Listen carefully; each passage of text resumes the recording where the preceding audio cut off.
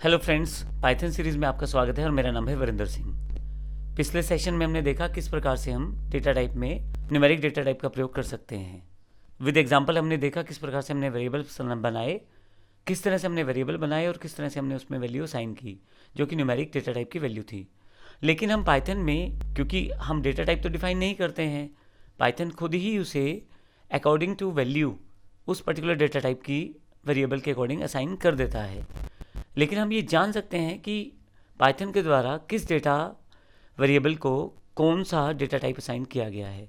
अर्थात यदि x में अगर मैंने 10 असाइन किया है तो इसका अर्थ ये होगा कि x जो है वो एक इंटीजर डेटा टाइप का वेरिएबल है, और अगर मैंने उसमें 29.54 असाइन किया है तो वो फ्लोट डेटा टाइप का वेरिएबल है, और फिर अगर j के साथ वैल्यू मैंने सेव की है तो वो कॉम्प्लेक्स डेटा टाइप का नंबर है। ये जानकारी हम पिछले सेशन में ले चुके हैं। इस सेशन में हम देखने वाले हैं कि किस तरह से हम प्रिंट आउट में ये चेक कर सकते हैं कि कौन सा वेरिएबल किस डेटा टाइप का है। इसके लिए हम टाइप फंक्शन का प्रयोग करते हैं। फंक्शंस की जानकारी हम आने वाले सेशन में लेने वाले हैं, लेकिन अभी केवल जैसे हम प्रिंट फंक्शन का प्रयोग करते हैं किसी वैल्यू को प्रिंट करवाने के लिए, उस तरह टाइप फंक्शन का प्रयोग करते हैं हम किसी भी वेरिएबल की डेटा टाइप की जानकारी के लिए। प्रैक्टिकल रूप में इसे अच्छी तरह से समझते हैं।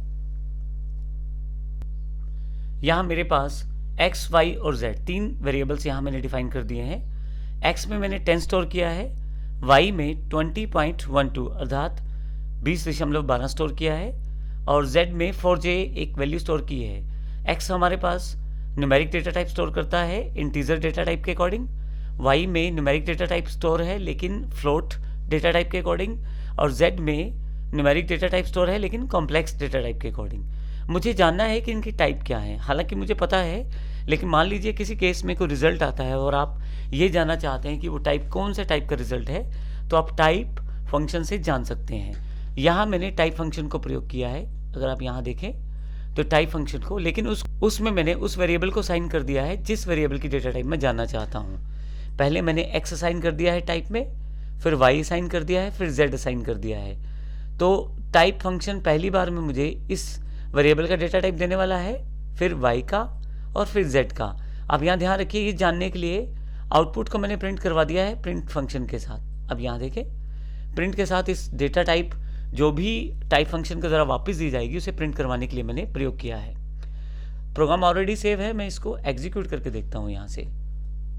Python numtype1.py। अब आप देखें आउटपुट क्या है। Class int, class float, class complex. जो x वेरिएबल है उसकी जो क्लास है या जो डेटा टाइप है, एक तरह से मैं इसे ऐसा कह दूं तो वह इंटीजर है। y वेरिएबल जो है उसकी जो डेटा टाइप है वो फ्लोट है, और z जो वेरिएबल है उसकी डेटा टाइप कॉम्प्लेक्स है। तो इस तरह से हम देखते हैं कि अगर हमें किसी वेरिएबल की डेटा टाइप की जानकारी लेनी है कि यह वेरिएबल किस तरह का वेरिएबल है, किस तरह की वैल्यू स्टोर कर सकता है, उसके लिए हम टाइप फंक्शन का प्रयोग कर सकते हैं। आने वाले सेशन में अभी हम डेटा टाइप्स को कंटिन्यू रखेंगे। धन्यवाद।